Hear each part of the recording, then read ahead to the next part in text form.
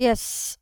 So I hope कि आप सभी लोग जो है अपनी प्रैक्टिस जो है जारी रख रहे हैं, एंड आई बिलीव कि ये प्रैक्टिस से कहीं ना कहीं आपको इम्प्रूवमेंट्स ज़रूर आएंगे।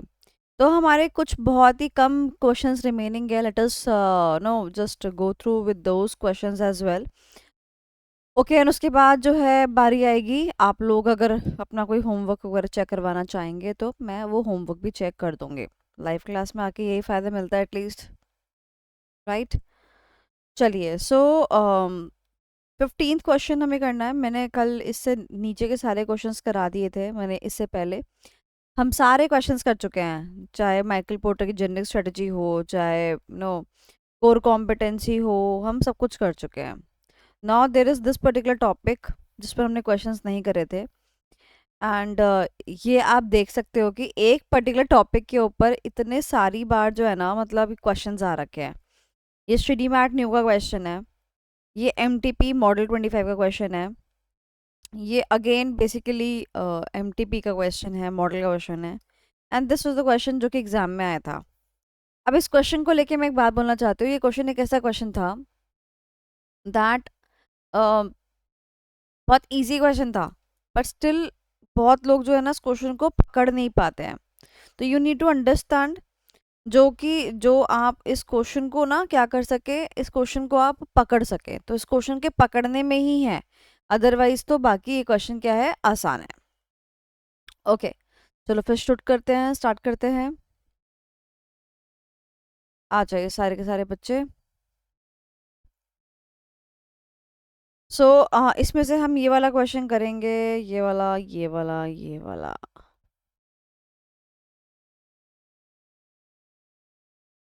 Recommend a tool to analyse. Tool बताना है किसके लिए? To analyse the competitive position. Position का मतलब क्या होता है? औकात। ठीक है, कंपटीशन में हम जानना चाहते हैं औकात, किसकी कितनी औकात है।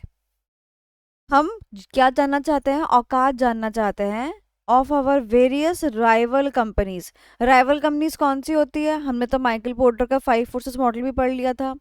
राइवल कंपनीज कौन सी कंपनीज होती है, फटाफट से बताइए। Yes everybody. राइवल कंपनीज कौन सी होती हैं?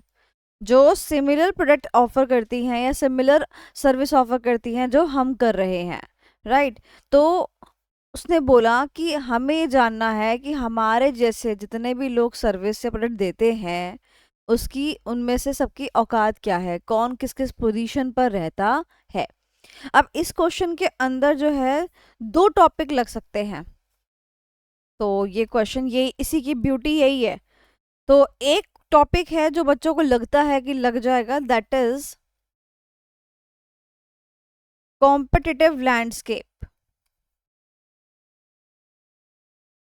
और दूसरा है स्ट्रैटेजिक ग्रुप मैपिंग। क्योंकि हमने यहाँ पे वर्ड देखा कॉम्पिटिटिव पोजीशन, क्योंकि हमने यहाँ पे वर्ड देखा procedure, step by step online procedure, तो इसीलिए हमारे मन में दो क्वेश्चंस जो हैं, दो आंसर्स जो हैं सॉरी, वो आते हैं। या तो कॉम्पिटिटिव लैंडस्केप लगेगा या तो स्ट्रेटेजिक ग्रुप मैपिंग लगेगा। चलिए, तो अब मुझे आपको ये बताना है, you people are gonna tell me कि कौन सा लगेगा और कौन सा नहीं लगेगा। Whatever you want to say, but with due reason. आपको बताना पड़ेगा, अगर ये लगेगा तो क्यों लगेगा, और ये लगेगा तो क्यों लगेगा, या फिर ये नहीं लगेगा तो ये क्यों नहीं लगेगा। आपको मुझे रीजन के साथ बताना है। एग्जाम में अगर आप हो तो आप क्या लेके आओगे आंसर? मैम इसमें कॉम्पिटिटिव लैंडस्केप नहीं लगेगा क्योंकि ये काफी सारे कॉम्पिटिटर्स के बारे में बात कर रहे हैं। इसमें वेरियस राइवल कंपनीज लिखा है और कॉम्पिटिटिव लैंडस्केप में हम मतलब सिर्फ एक कॉम्पिटिटर को देखते हैं और स्ट्रैटेजिक ग्रुप में ग्रुप ऑफ कॉम्पिटिटर। क्योंकि वेरियस वर्ड लिखा हुआ है ना, वेरियस राइवल कंपनीज, यानी एक राइवल कंपनी नहीं है, बहुत सारी राइवल कंपनी है। चलो एक काम करते हैं, इस प्रोसीजर को मैं आपको सॉल्व करके, मतलब इस क्वेश्चन को ना सॉल्व करके ही दिखाती हूँ।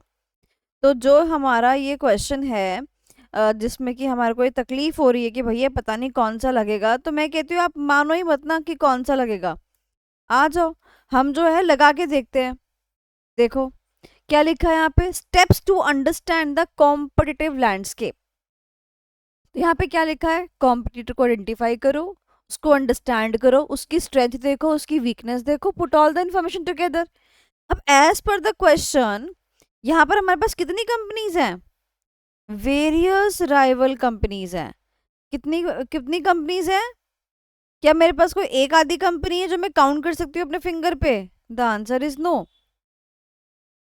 कितनी कंपनीज है? Various, various rival companies.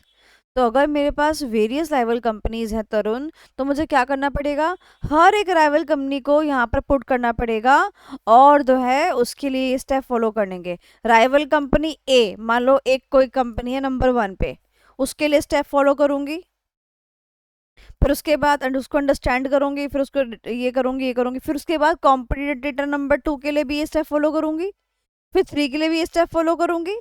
Don't you think it is gonna be time wasting? Therefore जब हमारे पास बात होती है किसकी, वेरियस राइवल कंपनीज की, तो हम क्या यूज करते हैं, स्ट्रैटेजिक ग्रुप मैपिंग को यूज करते हैं। यानी कि इसके अंदर हम क्या करते हैं, जितनी भी हमारी राइवल कंपनीज है, मान लो ये सब हमारी राइवल कंपनीज हैं, तो हम क्या करते हैं, इनके ग्रुप बना देते हैं। ये दोनों एक ग्रुप में चले गए, ये सब एक ग्रुप में चले गए, ये हमने ग्रुप बना दिए। ग्रुप कैसे बनाते हैं? ग्रुप बनाते हैं, ध्यान से सुनेंगे मेरी बात, ग्रुप किस बेसिस पे बनाए जाते हैं, जो अच्छा लग रहा है हमको एक ग्रुप में डाल दो, ऐसा नहीं होता है। जैसे जब मैं छोटी थी तो हमारी मैम हमें प्रोजेक्ट रिपोर्ट बनाने के लिए देती थी, छोटे छोटे प्रोजेक्ट बनाने पड़ते थे। तो उस जमाने में ना हम लोग के पास ना स्कूटी हुआ करती थी, ना मोबाइल फ़ोन हुआ करते थे। हमने तो अपनी स्कूलिंग बिना मोबाइल फ़ोन के करी है। तो अभी कैसे करेंगे प्रोजेक्ट, कैसे बनाएँगे? और एक प्रोजेक्ट के लिए 4 से 5 लोग लगने लगने थे। तो मैडम क्या करती थी कि जो पूछती थी कि अच्छा आपका मोहल्ला कौन-सा है? आपका मोहल्ला कौन-सा है? आप कहाँ रहते हैं? आपका एड्रेस क्या है? तो जितने 4-5 लोग जो है पास में रहते थे, उनको उनको एक साथ एक क्या बना देती, एक ग्रुप बना देती थी। और फिर हमारे को कह देती थी कि भाई ठीक है, अब तुम अपना प्रोजेक्ट बनाओ। तो यहाँ पर बेसिस क्या था? The basis was the location. इसका बेसिस क्या रहता है, यहाँ पर हम किस बेसिस पे ग्रुप बनाते हैं, जिनकी स्ट्रैटेजी और जिनका लेवल क्या रहता है, सेम सेम सा, सिमिलर सिमिलर सा। जैसे एग्जांपल पूर्वांची हमने पढ़ा ना कॉस्ट लीडरशिप के बारे में, तो सामने वाले का भी कॉस्ट लीडरशिप है, हमारा भी कॉस्ट लीडरशिप है, और सामने वाली भी एक स्टार्टअप कंपनी है, हम भी एक स्टार्टअप कंपनी है। तो स्ट्रेटजी मैच हुई और हमारा लेवल मैच हुआ, तो हम दोनों को क्या किया, एक ग्रुप में डाल दिया। तो ग्रुप कैसे बनाए जाते हैं, किस बेसिस पे बनाए जाते हैं, समझ में आया? बोलो यस और नो। क्लियर हो गया? तो यहाँ पर हमारे को ये वाला टॉपिक क्यों लगाया गया है, स्ट्रेटेजिक ग्रुप मैपिंग का टॉपिक क्यों लगाया गया है, ये समझ में आ गया? क्योंकि देखो यहाँ पर अब हम वर्ड्स को भी पकड़ चुके हैं, और मैं देखो यहाँ पर आपको क्लैरिफाई और भी करती हूँ। ये देखो, a strategic group consist of those rival firms, तो राइवल वर्ड यहाँ पर भी आ गया, which have similar competitive approaches, यानी बेसिकली कंपटीशन में जो स्ट्रेटजी वो बनाते हैं ना, वो क्या है, उनकी ऑलमोस्ट सिमिलर है। तो याद करोगे पहला पॉइंट क्या है, सिमिलर कॉम्पिटिटिव अप्रोचेस, मतलब सिमिलर स्ट्रैटेजी। एंड यानी एक चीज ये है, दूसरी चीज क्या है, and positions in the market, यानी कि जो दूसरा जो यानी कि जो हमारा लेवल है वो क्या है, पोजीशन है वो क्या है, ऑलमोस्ट सिमिलर है। Is that clear everybody? तो मैंने आपको ये सबसे पहले बताया कि आपको ये कब यूज करना है, तो स्टेप बाय स्टेप प्रोसीजर तो आपको समझ में आ गया, स्ट्रेटेजिक ग्रुप मैपिंग का लगेगा, क्वेश्चन समझ में आ गया कि एक क्वेश्चन में क्या लगेगा, यस और नो। एवरीबॉडी प्लीज क्लियर कर दीजिए इस चीज को, फिर मैं आगे चलती हूँ।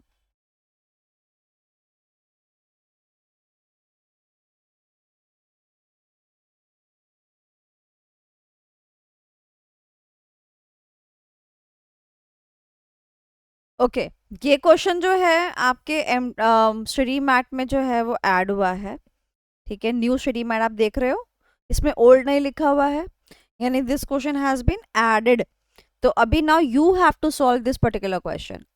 तो कैसे सॉल्व करेंगे बताओ? Yes Tarun, read the question.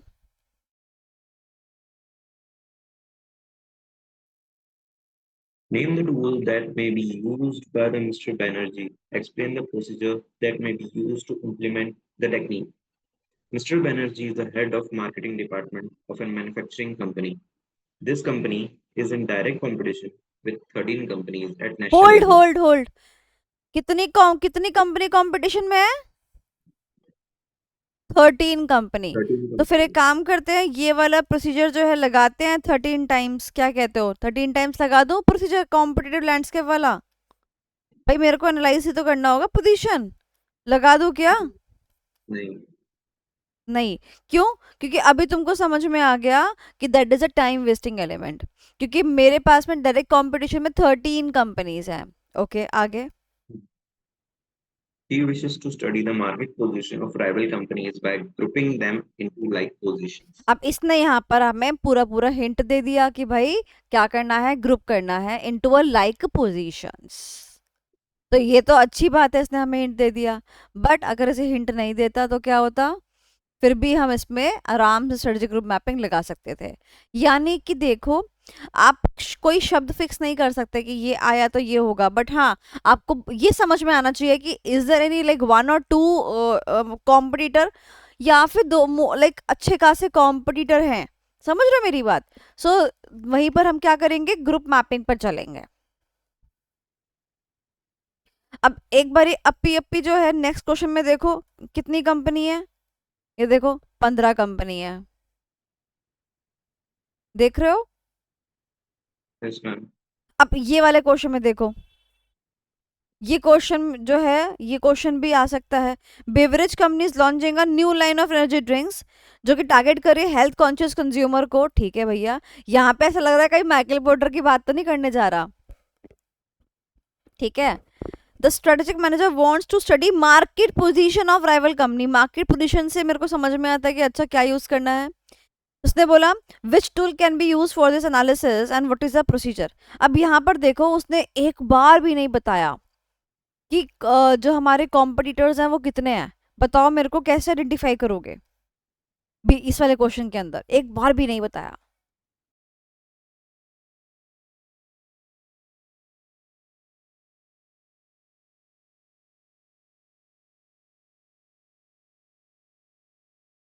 Ma'am rival companies बोल रखा है पोजीशन ना ऑफ राइवल आपने। Companies, position of rival companies.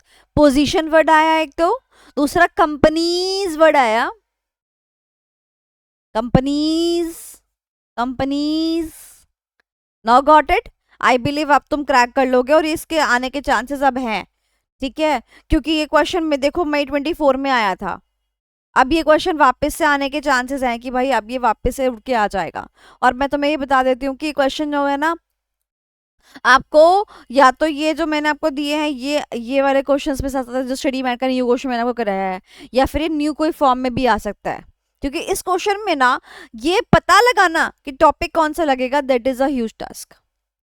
Faculties जो है यहाँ पे हार मान जाते हैं और वो अपना they end up giving the wrong answer. तो सोचो कि तुम तो अभी भी स्टूडेंट हो, तुम्हारा क्या हाल होगा। So in the pressure, in the examination pressure you need to understand कि भाई सबसे पहले सांस लेना और दोनों क्वेश्चंस को, दोनों टॉपिक्स को लगा के देखना कि which one is suiting the best. Okay चलो। सो ये तो मुझे नहीं कराना, बट हाँ अभी ये क्वेश्चन तो डायरेक्ट क्वेश्चन ही बन चुका है, isn't it?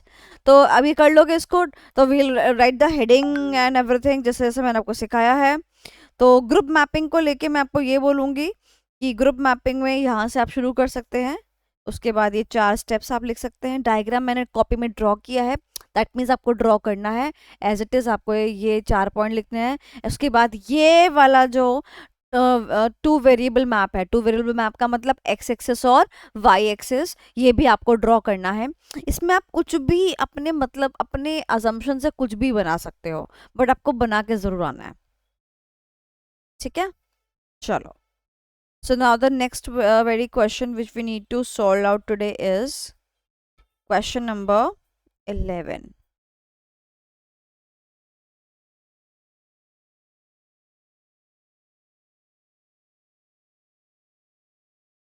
Okay, suggest a few opportunities and threats that the company should consider. क्या मैं आपको अपॉर्चुनिटीज और थ्रेट्स के बारे में बता चुकी हूँ? यस और नो? अपॉर्चुनिटीज में क्या याद रखते हैं? एक्सपेंशन के पॉइंट्स याद रखते हैं ना? एक्सपेंशन में हम अलायंस करते हैं, जॉइंट वेंचर्स बेसिकली जिनको बोलते हैं। याद आ गया? चलो, और थ्रेट्स में किसको याद करते थे अपन? वॉटर 5 फोर्सेस में। Very good. अब थ्रेड्स में एक चीज और ऐड करवा रही हूँ, ठीक है? थ्रेड्स में एक और चीज भी ऐड करा रही हूँ। थ्रेड्स में एक चीज, आप एक तो माइकल पोर्टर का 5 फोर्सेस मॉडल मैंने आपको करा ही दिया, उसके अलावा मैं आपको एक चीज और याद करा रही हूँ, पेस्ले। पेस्ले पेस्ले पेस्ले क्या था, याद है ना? Political, economical, socio cultural, technological, law, यानी कि लीगल, एनवायरमेंटल।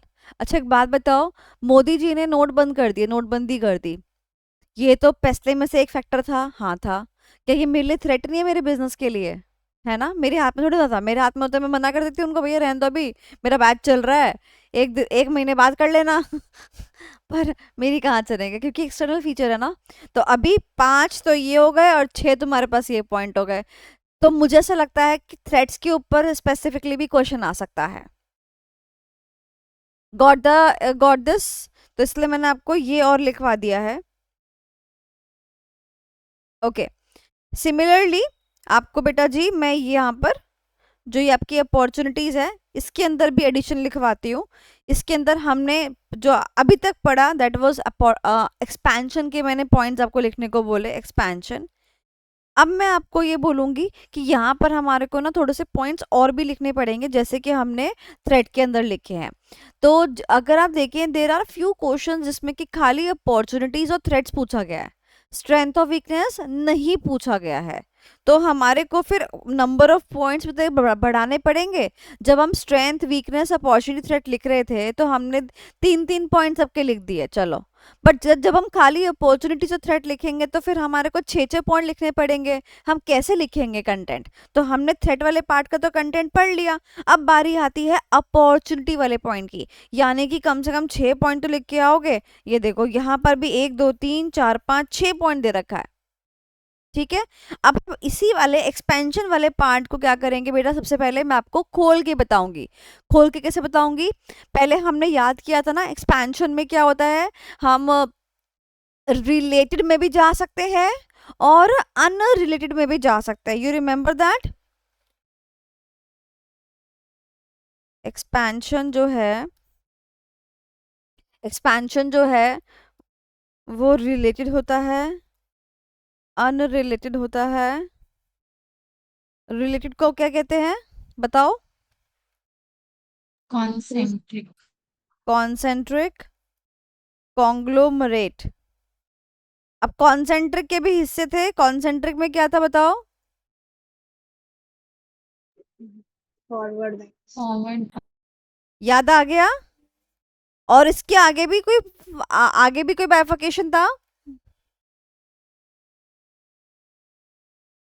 ये जो फॉरवर्ड वर्टिकल। बैकवर्ड था ये किसका था? ये वर्टिकल का था।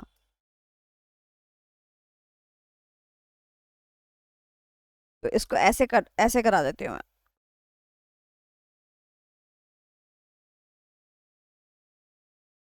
Vertical, horizontal. वर्टिकल में 2 पार्ट थे, कौन कौन से? Upward and backward. ऐसा याद आया कुछ? अभी ठीक है। अभी देखो, मेरे को अपॉर्चुनिटीज की मेरे को बात करनी है, ठीक है? अपॉर्चुनिटीज की मेरे को बात करनी है। तो अब एक पॉइंट इसका, एक पॉइंट इसका, एक पॉइंट इसका, 3 पॉइंट आपके एक्सपेंशन से निकलेंगे। एग्जाम्पल देखो क्या लिखा है यहाँ पे, इंटीग्रेटिंग फॉरवर्ड और बैकवर्ड। क्या मिला है? इंटीग्रेटिंग फॉरवर्ड और बैकवर्ड, यानी कि मैं क्या कर सकती हूँ, मैं सप्लाई चेन में आगे भी जा सकती हूँ और सप्लाई चेन में पीछे भी जा सकती हूँ। बोलो यस और नो, समझ में आया? इसके अलावा मैं क्या पॉइंटर्स लिख सकती हूँ? इसके अलावा मैं पॉइंटर्स लिख सकती हूँ, I can go with the related और द अनरिलेटेड डाइवर्सिफिकेशन। अगर मेरे पुराने प्रोडक्ट से मिलता जुलता होगा तो कॉन्सेंट्रिक होगा, नहीं मिलता जुलता होगा तो कॉन्ग्लोमरेट होगा। उसका एक पॉइंट मैंने लिख दिया। हॉरिजॉन्टल के ऊपर मैंने पॉइंट लिख दिया। हॉरिजॉन्टल कौन सा होता है? जिसमें दो सप्लाई चेन होती है, बराबरी की टक्कर की बात की जाती है। तो ये भी मैन्युफैक्चरर, मैं भी मैन्युफैक्चरर, दोनों साथ में आ जाते हैं, इसको हॉरिजॉन्टल कहते हैं। तो we can also write such kind of points. तो 3 पॉइंट जो हैं आपके अभी किससे चले गए? एक्सपेंशन से चले गए। क्लियर हो गया? मैंने एक्सपेंशन को और यहाँ पे खोला because I could realise from your notebooks which जो आई हैव चेक्ड यस्टरडे कि चलो ठीक है, I need to make you people understand about all these things. ठीक है, चलो अब सेकेंड चीज आपको जो मेरे को बतानी है यहाँ पर, एक्सपेंशन का पॉइंट मैंने थोड़ा एक्सपैंड ही करा है। सेकेंड चीज जो मुझे आपको बतानी है यहाँ पर वो ये है कि मुझे ये बताना जरा अपॉर्चुनिटीज जो होती है वो कैसे ली जाती है। यानी कि एग्जाम्पल मैं आपसे पूछना चाहती हूँ कि मुझे अपॉर्चुनिटी आई टीच करने की। क्या टीच करना है? देखो, मैथ्स। जिंदगी पहले खुद तो पल्ले पड़ जाती मैथ्स, ये टीचिंग की अपॉर्चुनिटी आई है मैथ्स की। बताओ, तुमसे पूछना चाहती हूँ, अगर मुझे अपॉर्चुनिटी आई है मैथ्स पढ़ाने की, मुझे क्या चाहिए होगा कि मैं अपॉर्चुनिटी को ग्रैब कर लूँ? मैथ की नॉलेज, क्या चाहिए होगा रिया? नॉलेज में मैथ की। नॉलेज चाहिए होगी। और कोई वर्ड? एक्सपीरियंस से होगा। नॉलेज, एक्सपीरियंस, और कोई word? Can I say that कि मेरे को रिसोर्सेज एंड कैपेबिलिटीज चाहिए बेसिकली? रिसोर्सेज के अंदर सब कुछ आ गया एंड कैपेबिलिटीज, मेरी योग्यता भी होनी चाहिए। अब मेरी योग्यता है नहीं, मेरी योग्यता है नहीं, मैं तुमसे पूछती हूँ क्या ये अपॉर्चुनिटी मैं टेकअप कर सकती हूँ? मैं टेकअप नहीं कर नहीं। सकती। मेरे को किसी ने बोला कि मैम आप टेंशन मत लीजिए, आप अपना एक इंस्टीट्यूट खोलिए, फेस टू फेस खोलिए, यहाँ पर कोई दिक्कत नहीं, कोई दिक्कत होगी मेरे को आप बोलिएगा। मेरे पास ना रिसोर्सेज एंड कैपेबिलिटीज तो नहीं थी। कैपेबिलिटी चलो मैं रखती हूँ, रिसोर्सेज में सबसे पहला M M M T, M M M T, money. पैसे ही तो नहीं था मेरे पास। चलो पैसा आ गया, टेक्नोलॉजी नहीं थी मेरे पास। आजकल के बच्चे को तो स्मार्ट पढ़ाना है, रिकॉर्डिंग्स भी देनी है, नहीं हो रही मेरे पास टेक्नोलॉजी। तो बताओ मेरे को क्या कोई अपॉर्चुनिटी आप ग्रैब कर सकते हो without resources and capabilities? The answer is no. तो अब आप क्या याद रखोगे? और you will learn resources and capabilities. और रिसोर्सेज कौन कौन से होते हैं बेटा? M M M T. Full form बताओ, कौन बताएगा? यस, कौन मनी बताएगा? Material, money material man power and. तो यानी कि 4 पॉइंट आपके इसके बन गए। या तो आप इकट्ठा एक पॉइंट इसका लिख दो या फिर ये 4 पॉइंट इसके बना सकते हो। ठीक है, जैसे कि एग्जांपल रीड कराती हूँ मैं आपको।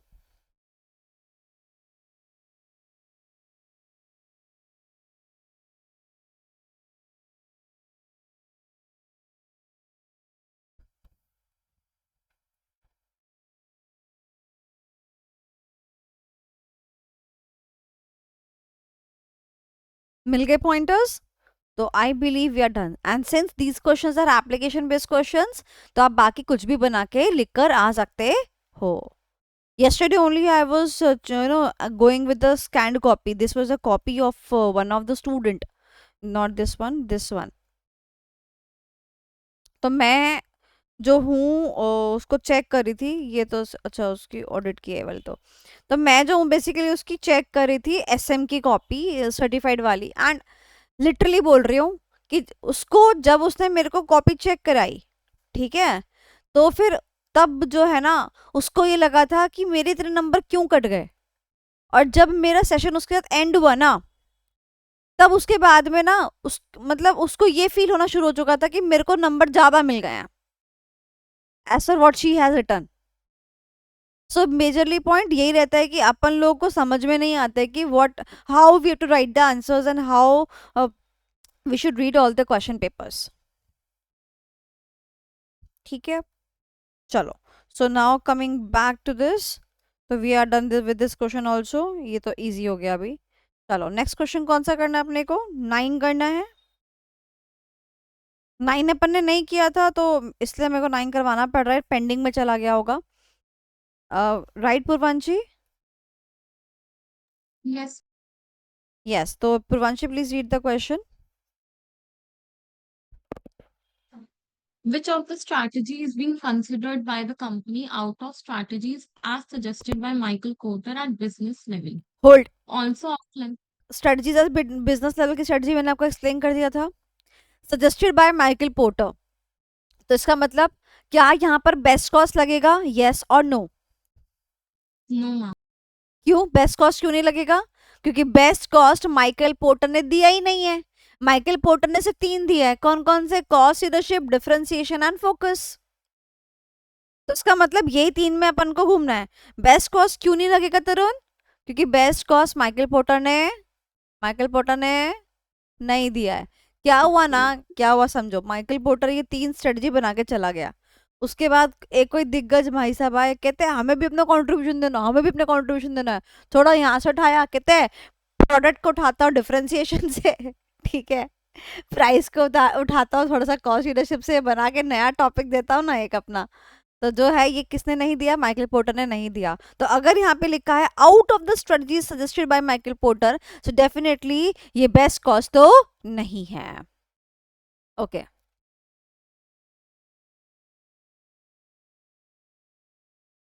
अब क्या बताने हैं? उसके एडवांटेज बताने हैं और डिसएडवांटेज बताने हैं। चलो तो फटाफट से ये क्वेश्चन आप अपी सॉल्व करोगे और मुझे बताओगे आपका आंसर क्या है और क्यों है। कीवर्ड आपको आइडेंटिफाई करके मुझे बताना है। जिसने सबसे पहले कीवर्ड आइडेंटिफाई करके मुझे बताया उसको मेरी तरफ से चॉकलेट। चलो done, on your mark, get set, गो।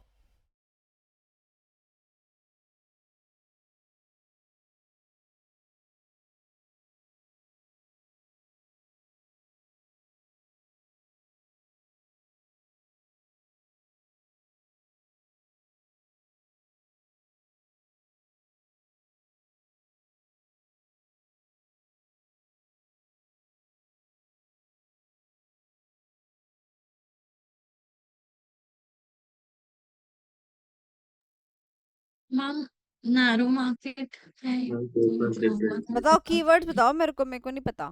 ये Ma'am, narrow narrow, narrow premium market, charge narrow market का लिखा है? Narrow third, the market for such product. तो इससे तुमको लगता है फोकस है। ओके डन, उसके बाद आगे। Ma'am, the price company wants to charge low price related to other firms that compete within the target market. इससे focus cost leadership ठीक है, हुआ। आपको लगता है इसमें 2 बाइफरकेशन है? ऑन हम्म वन साइड, एक तो ये साइड हो गई। हम्म तो वन साइड पे क्या करना चाहते हैं? There are customers who are price conscious and on the another side there are customers who are ready to pay the premium charges for the upscaling of the product। तो क्या आ जाएगा? दोनों के दोनों आंसर आ जाएंगे। कॉस्ट हम्म leadership भी आ जाएगा और डिफरेंशिएशन भी आ जाएगा। Such an easy concept it was. ठीक है, ये तो यहीं से क्रैक हो गया था। एडवांटेज और डिसएडवांटेज। ओम कुकरेजा, जी हाँ, क्योंकि हम फोकस स्ट्रेटेजी पे आ ही गए हैं और ओम ने मुझसे प्रॉमिस किया था कि मैम मैं नेक्स्ट क्लास में आपको इसके एडवांटेज डिसएडवांटेज सब सुना के जाऊंगा। तो भाई ठीक है, Yes, ma'am. हमने कहा मौका देते हैं। बंदा जो है अनम्यूट कर ले अपने आप को, उसके बाद जो है आंखों पे हाथ रख ले और जो है हमारे को सारे के सारे पॉइंट जो है एक्सप्लेन कर दे, at least heading heading. On your mark, get set, go. Advantages तो ये हो जाएंगे कि ड्यू टू ट्रेमेंडियस कंपटीशन, जो due to tremendous expertise, competitors may find it difficult to enter in the market, ठीक or है, premium prices can be charged. ठीक है। वो डिसएडवांटेजेस। डिसएडवांटेजेस आ जाएंगे कि डिमांड बहुत कम होगी, और कंपटीशन डिमांड 200 रुपए। हाँ, in the long run big बड़ी बड़ी फर्म्स आके कैप्चर कर लेंगी सारी मार्केट्स को, और एक पेटी कंपटीशन बहुत कम होएगा। पेटीएम पर 200 रुपए प्राप्त हुए।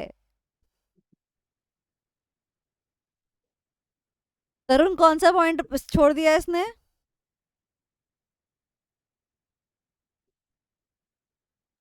मैम वो इनोवेटिव वाला।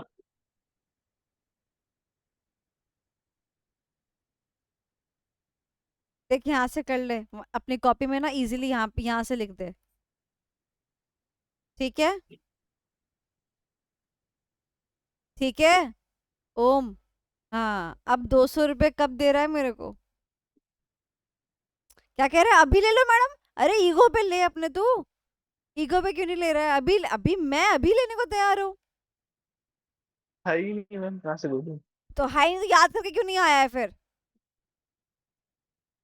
कि पेन क्या मुंह में था डालने मैम, का, यही पॉइंट मैं हर बार भूल जाता हूँ। पेन मुंह में डालने का ये कब से बचपना नहीं जा रहा तेरा?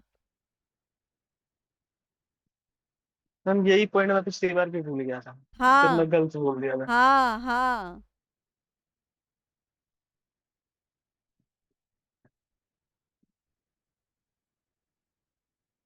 चलो ओके। तो ये क्वेश्चन कौन सा क्वेश्चन है? केस स्टडी है या एप्लीकेशन बेस्ड क्वेश्चन था?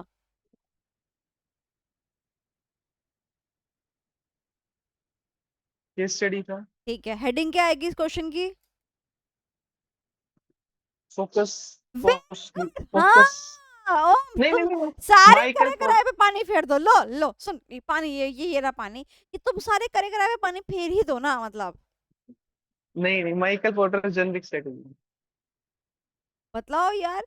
चैप्टर 3 का आखिरी वो लेक्चर चल रहा है। फ्लो में बोल दिया था मैंने। लो वो ये ना कि आदत से मजबूर, क्या करूं ओ लेडीज, मैं हूँ आदत से मजबूर। ठीक है, उसके बाद हेडिंग आ गई, उसके बाद क्या लिखते हैं? उसके बाद फैक्ट्स ऑफ द केस, ठीक है, उसके बाद क्या लिखते हैं? रिलेटेड कॉन्सेप्ट्स, कॉन्सेप्ट क्या लिखोगे? Focus strategy this above focus. Case belongs हाँ, टू। कॉन्सेप्ट के अंदर क्या लिखोगे? You will write about the focus strategy and even you are gonna write the types of the focus strategy. अच्छा हाँ, एक और चीज, मतलब ये मैं आपको बता देना चाहती हूँ, मुझे याद आ गया भाई। देखो ये चीज ध्यान रखना, कभी इसमें गड़बड़ कर जाओ, गड़बड़ हो सकती है तुमसे। चलो, तो एक ये चीज है बेटा आपकी, इसके अंदर डिफरेंशिएशन के अंदर, क्वेश्चन से बाहर आ जाओ, ठीक है? क्वेश्चन के अलावा कुछ और बता रही हूँ। डिफरेंशिएशन स्ट्रेटजी के अंदर यहाँ पर आपको दिखेगा, डिफरेंशिएशन स्ट्रेटजी के अंदर इंट्रोडक्शन, और ये रहा आपका बेसिस फॉर डिफरेंशिएशन। क्या है ये? बेसिस फॉर डिफरेंशिएशन, ठीक है? ये टाइप्स ऑफ डिफरेंशिएशन नहीं है, ये क्या वर्ड लिखा है? बेसिस ऑफ डिफरेंशिएशन, यानी कि हम किस बेसिस पर डिफरेंशिएट करते हैं। तो 90% तो हम प्रोडक्ट पे ही बात करते हैं। मेरा प्रोडक्ट दूसरों से अलग है, दूसरों से यूनिक है, वो किसके अंदर आ गया बेटा जी? प्रोडक्ट के अंदर आ गया। सेकंड, नहीं, मेरे प्रोडक्ट की जो प्राइस है ना, वो उसकी बात ही अलग है। जैसे एग्जांपल एप्पल का आईफोन जाना ही इसलिए जाता है कि इसकी प्राइस जो होती है वो दूसरों से अलग होती है। Is that clear? And third is organisation, यानी कि आपके ऑर्गेनाइजेशन ही ऐसा पार्ट है, उसकी गुडविल है, उसका नाम है, कि उसके नाम का वो पैसा यानी कि प्रीमियम चार्ज करता है। जैसे कि कोई ब्रांडेड शोरूम हो गया, रेमंड से कपड़ा लेने के लिए जाओगे तो रेमंड का नाम का पैसा देगा, वही कपड़ा नॉर्मली आप मंगाओगे तो आपको पैसा नहीं लगेगा। मैंने कल आईलाइनर मंगाया, एक नया ब्रांड है एलिटी, शार्क टैंक में भी आया था, ठीक है। इसका जो आईलाइनर है 500 रुपये का प्राइस था, एंड मैंने उसको डिस्काउंट के बाद 400 रुपये में मंगाया। दूसरा भी एक आईलाइनर था, AMA करके कंपनी थी कोई, सेम आईलाइनर, मतलब बॉडी सब कुछ जो सब कुछ है ना, मतलब अंदर का कंटेंट, कंसिस्टेंसी सब कुछ सेम, वो 200 रुपये का था। अब वो जो 200 की जगह मैंने 400 रुपये एलईडी को दिए एक आईलाइनर के, मतलब एक आईलाइनर के 400 रुपये, मेरे को दिक्कत हो रही है उसे देते हुए भी, तो वो मैंने क्यों दिया है? क्योंकि उसके ऑर्गेनाइजेशन के बारे में मैं जानती हूँ। तो जो एक्स्ट्रा पैसा खा रहा है किसके नाम का खा रहा है? अपने ऑर्गेनाइजेशन के नाम का खाता है। चाहे उसकी गुडविल हो गई, चाहे उसकी लोकेशन हो गई। कई बार ऑर्गेनाइजेशन की लोकेशन ऐसी जगह होती है कि वो कंज्यूमर के लिए फेवरेबल होती है। जैसे कि एग्जांपल, जब आप ऑनलाइन सर्च करते हो बेस्ट एसएम क्लासेस, अब SM best SM class, strategic management को भी एसएम कहते हैं, सोनाली मैम को भी एसएम कहते हैं। तो क्या हुआ, वेब ब्राउजर पर एसएम क्लासेस जो है वो टॉप पे आ रहा था लोकेशन में, फर्स्ट पेज पर आ रहा था वेब पेज के, या सेकंड पेज पे आता वेब पेज के। कंज्यूमर जो होता है, जो यूजर होता है, वो first page max to max second page देखता है, उसके बाद उसको कोई फर्क नहीं पड़ता बाकी कितने भी लोग एसएम पढ़ा रहे हो। तो अगर आपका ऑनलाइन में विजिबिलिटी है, लोकेशन आपने अच्छी चूज कर रखी है, आप फर्स्ट पेज पर आ जा रहे हैं, तो क्या होगा वहां पर? आपको एक बेनिफिट मिलेगा, and hence you can charge the premium prices, क्योंकि आपको पता है क्वेरी यहीं पर ही आएगी। आप जब जाते हो चंडीगढ़ जाते हो तो मूर्थल का ढाबा बीच में पड़ता है ना? वो पॉपुलर कैसे हुआ? क्योंकि उसने बिल्कुल सटीक जगह पे ढाबा बना रखा है। That is what the point is. तो उसकी प्लेस लोकेशन ऐसी है जिससे कि वो क्या कर पा रहा है, प्रीमियम प्राइस चार्ज कर पा रहा है। तो वैसे तो ये क्वेश्चन लास्ट अटेम्प्ट में आ चुका है, आपको जरूरत नहीं है पढ़ने की, बट मैंने फिर भी आपको बता दिया, ये बेसिस है, बेसिस। वापस back to this question. Okay, so हम इसका एनालिसिस पार्ट अब डिस्कस करेंगे। एनालिसिस वर्ड में क्या आएगा कि भाई ये कंपनी है, नैरो मार्केट को टारगेट करती है, तो ये बेसिकली कस्टमर को दो भाग में डिवाइड करती है, एक भाग में ऐसे कस्टमर्स है, अनदर भाग में ऐसे कस्टमर्स हैं, एंड हेंस पहले वाले भाग में ये लगेगा, दूसरे वाले भाग में ये लगेगा। डन। कंक्लूजन में क्या लिखोगे, जरा कंक्लूजन की एक लाइन फ्रेम करके बताना तरुण। और ये भी मुझे बता दो कि एडवांटेज और डिसएडवांटेज कहाँ पे लिखे जाएंगे, बस दो चीज बता दो मेरे को। मैम एडवांटेज और डिसएडवांटेज तो रिलेटेड कॉन्सेप्ट में लिखे जाएंगे, ठीक है। और उसके बाद ये लिख देंगे कि अगर ये फॉलो करता है, मतलब ये जितनी भी जेनरिक स्ट्रेटजीज है वो फॉलो करता है तो हो जाएगा वापस। कंक्लूजन करने के लिए क्या करते हैं, क्वेश्चन को वापस जाते हैं, लास्ट लाइन पढ़ते हैं, सिखाया है मैंने, लास्ट लाइन पढ़ो और कंक्लूजन को फ्रेम करके बताओ।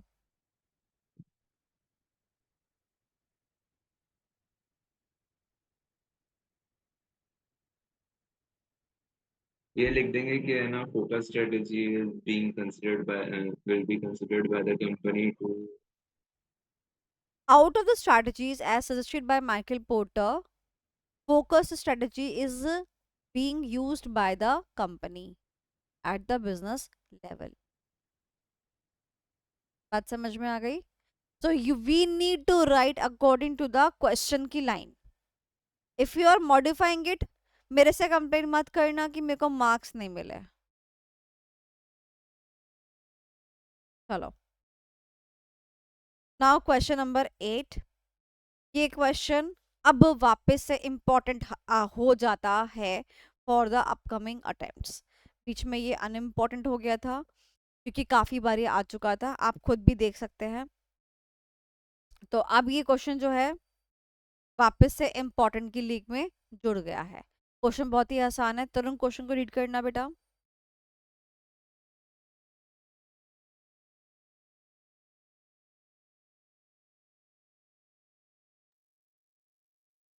what are the channels, why is channel analysis important, explain the different types of channels। Okay, direct question है। कितने पार्ट्स है Yes, क्वेश्चन ma'am. के? 3 parts. Very good. डायग्राम में 3 पार्ट्स करेंगे, यस और नो? जब हम अपना Yes. आंसर को ड्राफ्ट करते हैं, डायरेक्ट क्वेश्चन के आंसर को ड्राफ्ट करते हैं, क्योंकि क्वेश्चन में से साफ-साफ बोल दिया चैनल्स के बारे में बात कर रहा है ऑब्वियसली, राइट? तो we are gonna write the channels. अब इसके अंदर हम क्या करेंगे, 3 चीज़ों में डिवाइड करेंगे इसको।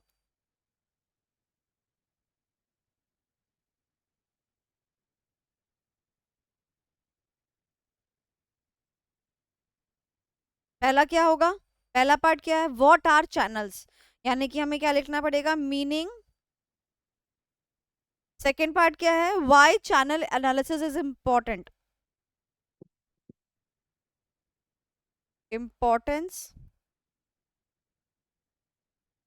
Explain the different types of channels, और तीसरा क्या पूछा है उसने?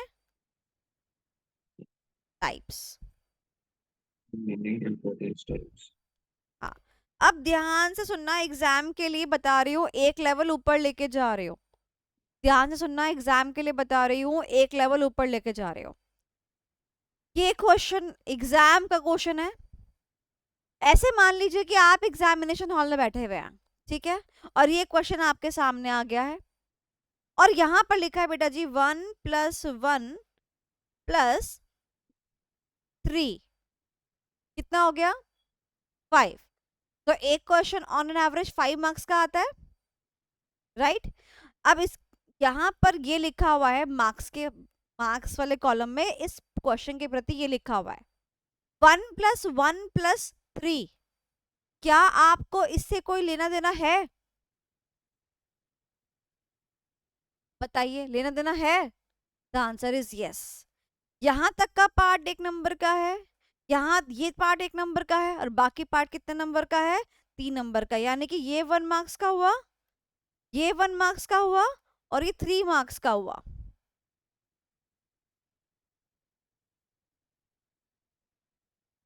Is it clear? तो आपने अगर मान लो खाली मीनिंग लिख दिया और टाइप्स लिख दिए, तो आपने कितने मार्क्स का अटेम्प्ट करा? 4 नंबर का। या फिर आपने खाली इंपॉर्टेंस लिख दी और टाइप्स लिख दिए, तो भी कितने मार्क्स का अटेम्प्ट करा? 4 मार्क्स का।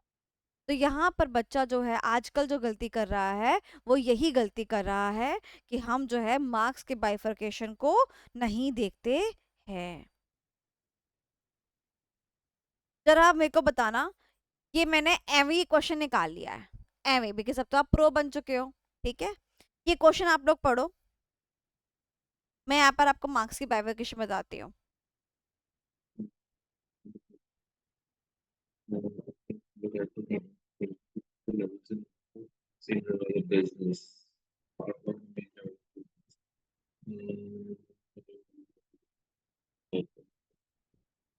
बताओ मेरे को।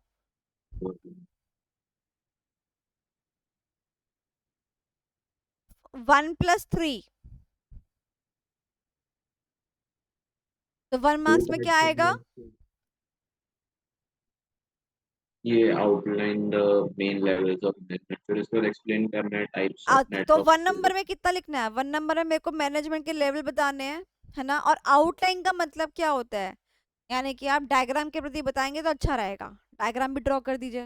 ये आपका 1 नंबर का कंटेंट हुआ। इसके बाद जो कंटेंट है वो क्या बोलते हैं? नेटवर्क ऑफ रिलेशनशिप बता दीजिए amongst the all 3 level of the business, वो कितने नंबर का है? 3 नंबर का है। इजीली हो गया। अब थोड़ा सा उसको डिफिकल्ट बनाते हैं। अब ये 3 की जगह मैंने दे रखा है 4। क्या अब आप मुझे बता सकते हैं कि ये वाला जो पार्ट है इसका कितना वेटेज है? 1 marks. इसका अभी भी 1 नंबर ही है। अब आगे का वेटेज कितना कर दिया? 4 कर दिया। अब पूर्वांशी आप बताओ मेरे को, types of networks of relationship हमें कर चुके हैं।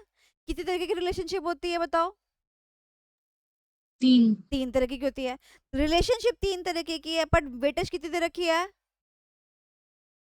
4। 4 क्या करना पड़ेगा? डायग्राम बना दो और एक्सप्लेन डायग्राम बना दो, चलो ठीक है। और कर देंगे नेटवर्क ऑफ रिलेशन। किसको एक्सप्लेन करोगे? नेटवर्क ऑफ रिलेशनशिप को तो हम एक्सप्लेन कर ही रहे हैं।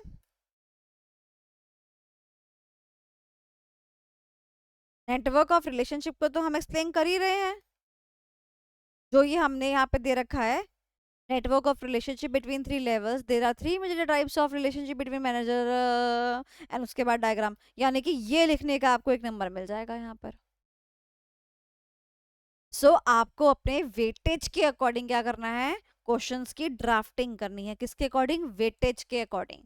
कि हाँ भाई मेरे को 3 नंबर ऐसे मिलेगा, 1 नंबर में कैसे करूंगा। Is that clear everybody?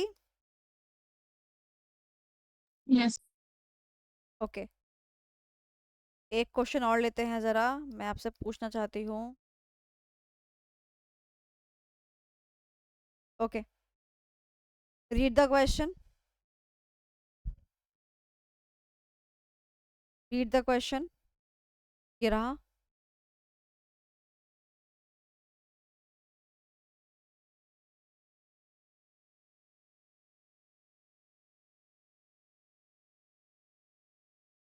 बताएंगे इसके बारे में। मैं स्ट्रेटेजिक मैनेजमेंट का मीनिंग बता देंगे, फिर उसके 4 मार्क्स के बेनिफिट्स बता देंगे। बेनिफिट बता देंगे, ठीक है। अब मैं मॉडिफाई कर रही हूँ।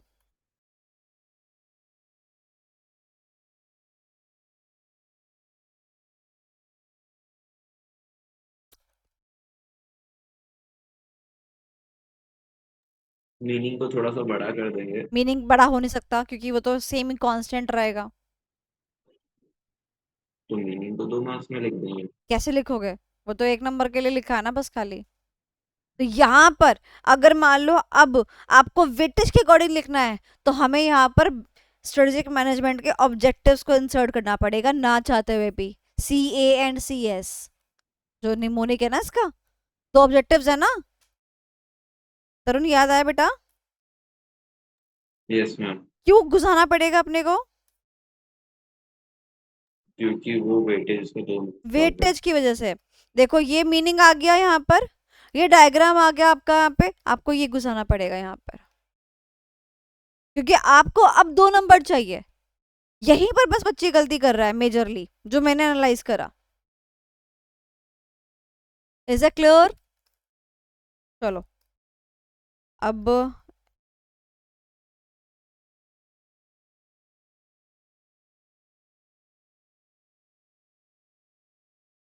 वापस कौन से क्वेश्चन पे थे अपन? 8th पे थे कि 9th पे थे? 8। ठीक है चलो, हाँ ओके। चलो इसी क्वेश्चन का जरा सेकंड पार्ट भी देखो, मतलब सेकंड वे देखो। व्हाट आर डिस्ट्रीब्यूशन चैनल्स, यानी कि ऊपर वाला ही पार्ट है। उसके बाद ऊपर तो था why channel analysis is important, but यहाँ पे क्या लिखा हुआ है, why is analysing them crucial for the business expansion, यानी उसी बात को बहुत अच्छी तरीके से पूछ लिया गया। वाई की जगह पूरा सेंटेंस फ्रेम कर दिया गया। और उसके बाद क्या कहा है कि भाई मेन टाइप्स बता दीजिए एंड उनका रूल बता दीजिए, एक्सेट्रा एक्सेट्रा। अब अगर मैं आपको ये बोलूं कि आप अगर मान लो मेरे हैंडमेड नोट से जाते हैं, ठीक है, जब आप इस क्वेश्चन को देखेंगे तो आपको मेरे हैंडमेड नोट्स में क्या दिखेगा,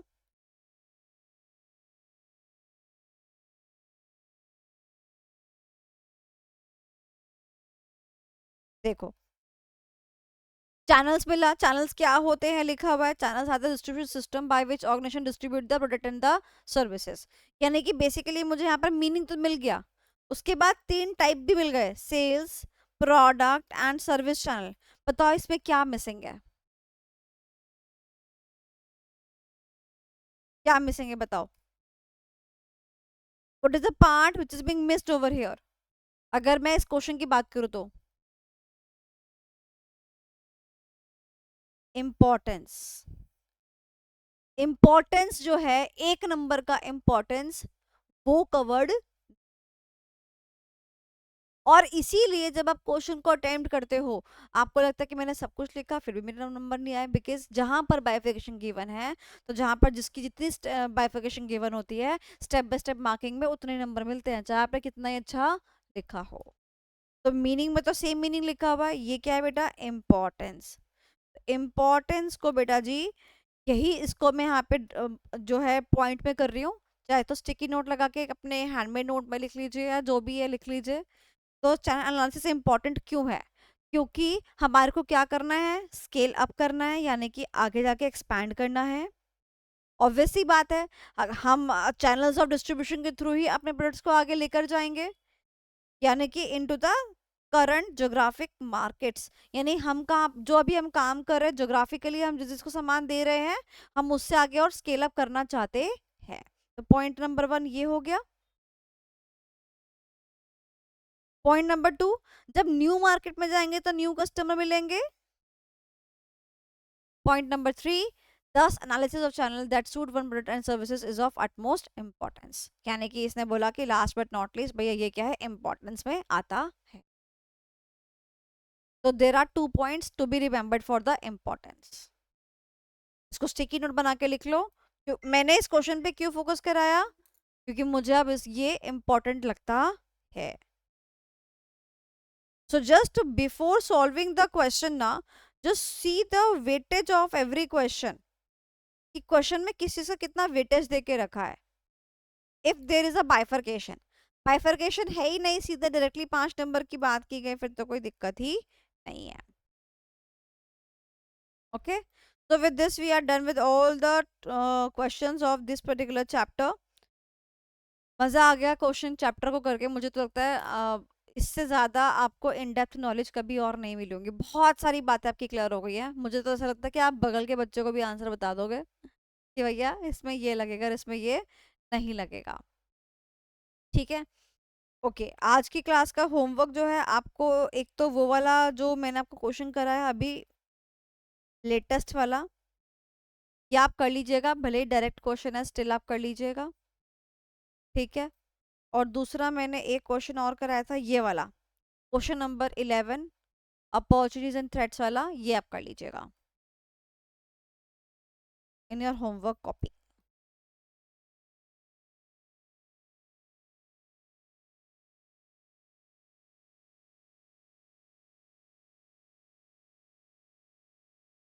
तरुण, तुम्हारी ये कॉपी चेक हो चुकी है ना? मैम जो अभी भेजी ना आपको, वो ही बस चेक करनी, बाकी हो अच्छा चुकी है। ठीक है।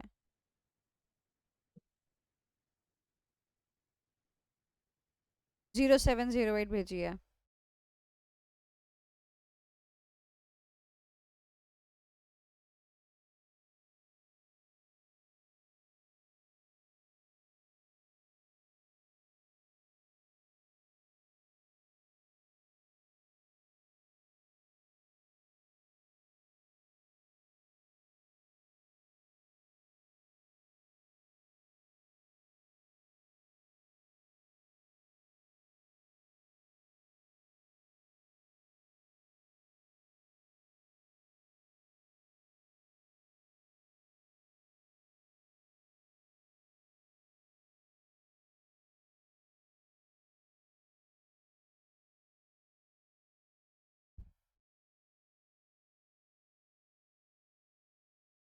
Yes, so this is the very first copy.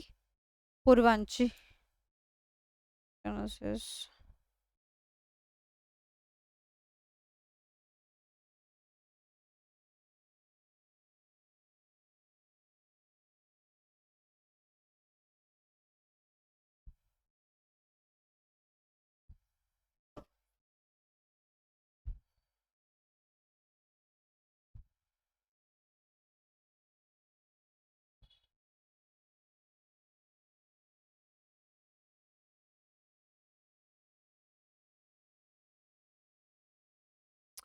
पूर्वांशी नहीं, यहाँ पर तुमने क्या किया कि पहले कॉन्सेप्ट जो था कॉपी में या व्हाट्सएप वो लिखा और उसके बाद तुमने एक लाइन एक्सवाइजी के लिए लिख दी। ऐसा नहीं करना है, शुरू से एक्सवाइजी का लेके चलना है, शुरू से ही। तो ऐसा समझो, तुमने ड्यूरेबिलिटी के ऊपर लिखा the period over which a competitive advantage is sustain depends is part of the rate of the, ये जो भी तुमने लिखा है may deteriorate, thus in order to sustain the competitive advantage, ये तो हम ऊपर से लेके चलेंगे। In order to sustain the competitive advantage XYZ corporation shall have more durability which means blah blah blah blah blah in order to blah blah blah ब्ला। मतलब कि आपको स्टार्टिंग करनी है, आपको एंडिंग नहीं करनी है। ठीक है, तो ये वाला रीराइट है। बच्चों लोग, आपको गुस्सा तो नहीं आता मेरे ऊपर कि मैं आपके लिखे हुए आंसर गलत कमियां बता देती हूँ? बट एग्जाम में कम मार्क्स लेने से अच्छा है कि अभी जो है सुन लो मेरे से। मैम मैंने भी ऐसे ही लिखा हूँ। अवार्ड दे दें। 200 रुपये और जाएंगे तुम्हारे, 400 रुपये अब तो मेरे पेटीएम में आने वाले हैं। ठीक है पूर्वांशी, तुम एक काम करो, मेरे लेजर वेजर बना दो बेटा, खाता खोल दो मेरा। मुझे लगता है कि मेरी वैसे तो प्रोस्पेक्टिव अर्निंग्स में रिकॉर्ड नहीं कर सकती, बट खाता तो एटलीस्ट खुलवा ही सकते हो ना। काफी अच्छी अर्निंग्स होने वाली है। इतना प्यारा बच्चा है कि इसने खुद से मतलब अपने आप बता दिया कि मैंने भी ऐसा आंसर लिखा है।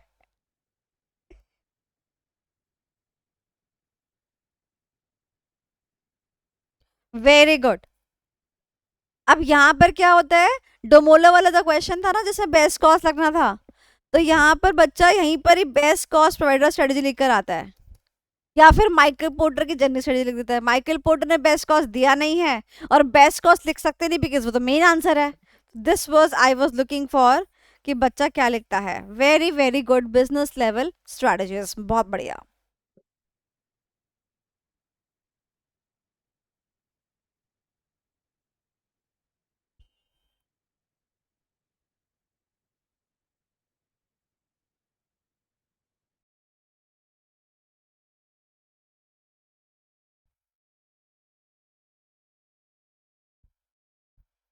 Conclusion only one statement.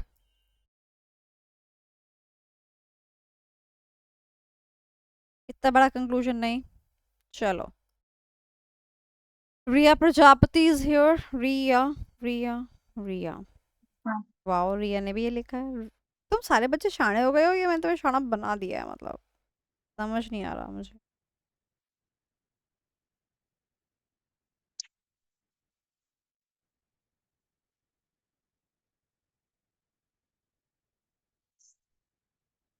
ओ बच्चा, तुमने तुमने इस क्वेश्चन को का एनालिसिस लिखा, एप्लीकेशन दो। कंक्लूजन लिखा, ये जो तुमने ये कॉन्सेप्ट लिखा बेसिकली। तो मैं ये कह रही हूँ कि पहली बात तो प्रेजेंटेशन थोड़ी मुझे अटपटी लगी, दूसरी बात ये कि तुमने देखो, even in the copy of Riya, Riya देखो, और तुम भी देखो, रिया और सॉरी पूर्वांशी, देखो ये चीज तुम मान के चलो कि जब भी बेस्ट कॉस्ट आएगा ना, तो तुमको ना ये 2 पॉइंटर्स लिखने ही है। ये देखो, ये 2 पॉइंटर्स, बेस्ट कॉस्ट आए और तुमने ये 2 पॉइंटर्स एग्जैक्ट नहीं लिखे ना, तो नंबर नहीं मिलेंगे। ये 2 पॉइंटर्स ऐसा खून का घूंट जैसा पी जाओ, यही 2 पॉइंटर्स। पहला पॉइंट क्या कहता है, ध्यान से सुनना। पहले कहता है offering the product at a lower price than what is being offered by the rival. यानी कि हमने क्या किया, अगर कोई सामान 10 रुपए का मार्केट में नॉर्मली मिलता है, तो अब मैं उसके क्या चार्ज कर रही हूँ, 8 रुपए चार्ज कर रही हूँ, तो ऑब्वियसली बेस्ट कॉस्ट हुआ, राइट। सेकंड में क्या कहता है, कहता चार्जिंग द सिमिलर प्राइसेस, यानी कि मैं भी 10 रुपए ही चार्ज कर रही हूँ जैसे कि मेरे राइवल्स करते हैं, बट मैंने कहा नहीं सुनो, 10 रुपए में एडिशनल ये टेस्ट सीरीज ले जाओ भैया। तो मैंने 10 रुपए चार्ज करे, बट मैंने साथ में कुछ एक्स्ट्रा दे दिया, बेटर क्वालिटी या better feature, better word is there. बात समझ में आई? तो उसको ऐसे याद करो। तो पहले वाले को याद करने का, ये मैंने भी ऐसे याद करा हुआ है, 8 और 10 लिखती हूँ मैं, और फिर 10 प्लस समथिंग और 10, यानी कि ये इक्वेशन याद रखोगे तो फटाफट से आंसर फ्रेम हो जाएगा। तो दोनों पॉइंट्स रिया की कॉपी में भी, पूर्वांशी की कॉपी में भी, दोनों की कॉपी में इस चीज मिसिंग थी। ओके,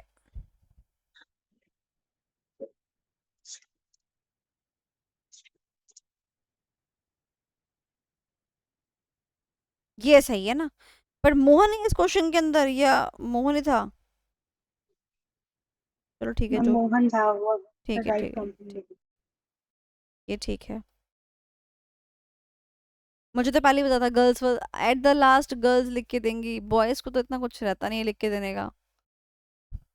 तर उनको पता है मेरे पास पैसे हैं नहीं, तो इसलिए मेरे को लिख के आंसर दे देता है।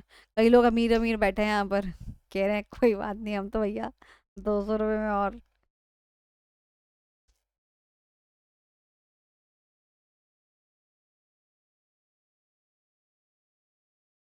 बेटा तुम्हारा कॉपी ये राइट अलाइन क्यों है, मैं पूछना चाहती हूँ। मतलब मेरे को समझ नहीं आ रहा ये राइट अलाइंड क्यों कर दी तुमने अपनी कॉपी। तुम समझते हो राइट अलाइन मतलब कि हम लोग तो लेफ्ट नहीं लाइन लिखते हैं और ये देखो राइट अलाइन लिखा हुआ है कंटेंट।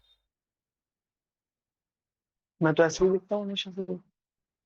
राइट अलाइंड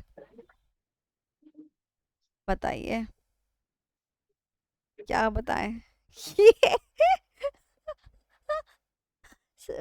एक से एक मेरे क्लास में ही है भाई। बेटा मेरे प्यारे बच्चों ये देखो सुनो, ये देखो ये जो मार्जिन दिया है ना, देखो लेफ्ट में दिया है, मतलब हमें लेफ्ट लाइन ढूंढना है, समझ रहे हो। राइट में मार्जिन नहीं दिया है, लेफ्ट में मार्जिन क्यों देते हैं, ताकि हम लेफ्ट होके चले। गाड़ी में हम लेफ्ट होके चलते हैं कि राइट होके चलते हैं बताओ, हमारी गाड़ी हम चलाते हैं लेफ्ट लाइन होके चलते हैं ना। तुम गाड़ी राइट पे तो नहीं चला सकते, फिर लेफ्ट होके चलाना पड़ेगा। तो तुम यही काम कर रही हो।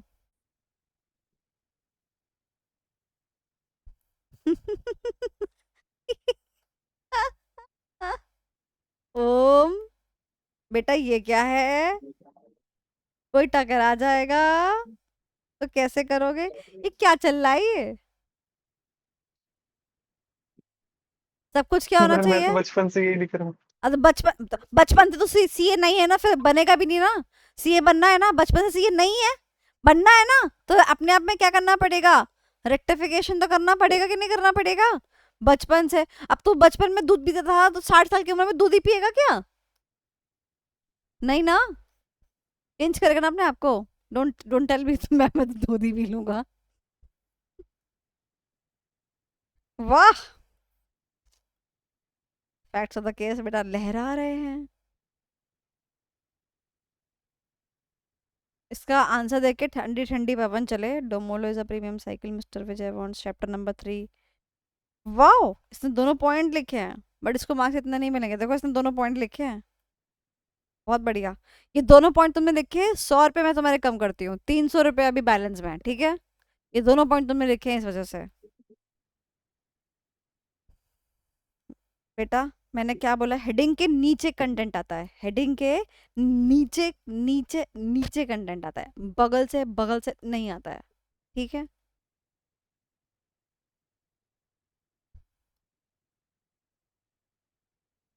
कल मैंने तुम्हारी कॉपी तुरंत किसी को दिखाई थी, देखो एक स्टूडेंट था मेरा, अब देखो कितने अच्छे आंसर लिखता है वो, और उसने देख के बोला कि मैं वाओ, ऐसा तो मैं इतना इतना प्यारा प्रेजेंटेशन तो मैं सोच भी नहीं सकती।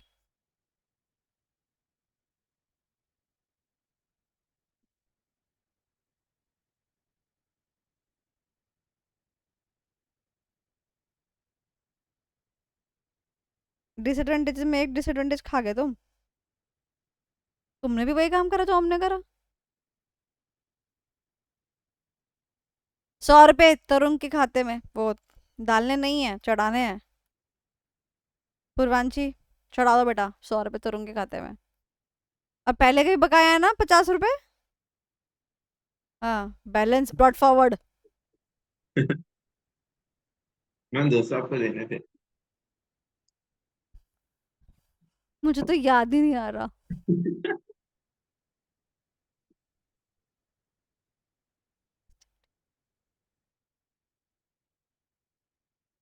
Very good.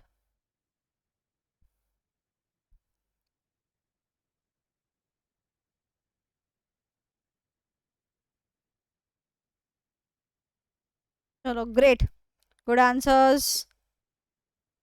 एनीवन जिसकी कॉपी रह गई हो, सबकी कॉपी चेक हो गई है।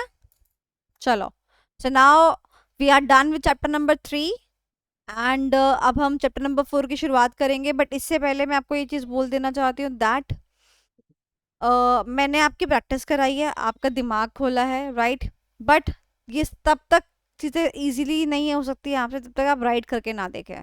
तो राइट डाउन योर क्वेश्चंस, जितना आप मैक्सिमम लिख सकते हैं please please write down all the questions, and जितना आप प्रैक्टिस करेंगे उतना अच्छा है। अगर आपको लगता है कि आप एक क्वेश्चन को पूरा नहीं लिख पा रहे हो तो एटलीस्ट आप उसके पॉइंटर्स में ही फटाफट आंसर करके लिख दो, चलो मैं वो भी चेक करने को तैयार हूँ कि मैम मैंने पॉइंटर्स से फटाफट कर दिया है। एक्सेप्ट ओम, ओम को पूरा आंसर लिखना पड़ेगा बिकॉज ये गाड़ी टेढ़ी चला रहा है, राइट राइट अलाइन होकर चला रहा है गाड़ी, जबकि हमारे भारत में रूल जो है लेफ्ट अलाइन का है। तो इसलिए ओम के अलावा बाकी सारे बच्चे पॉइंटर्स में आंसर लिख दे, जो भी बचे हुए क्वेश्चन हैं भले ही, ठीक है, एक्सेप्ट ओम।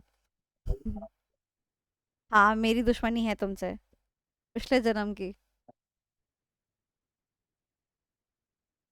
चलो ठीक है, और कोई डाउट है एकेडमिक, और कोई डाउट है किसी को? Anyone is having any other doubt? पक्का? ठीक है, फिर तो फ्रेश चैप्टर फ्रेश क्लास में ही शुरू करेंगे। एंड ऑल्सो मैं चाहती हूँ कि आपके पास हो सकता है कि कोई बैकलॉग हो, मेरे पास तो बैकलॉग पड़ा हुआ है, मुझे अपना बैकलॉग पूरा करना है। और मैं तो बैकलॉग पूरा करती हूँ, तुम लोग अपना बैकलॉग पूरा करो। और बाकी सब पढ़ाई सही चल रही है? कोई दिक्कत परेशानी? सब बढ़िया, ऑल गुड? ठीक है, चलो फिर बाय बाय गाइस। मैम कल क्लास में एक मिनट भाई, रिकॉर्डिंग ऑफ करने दिया करो।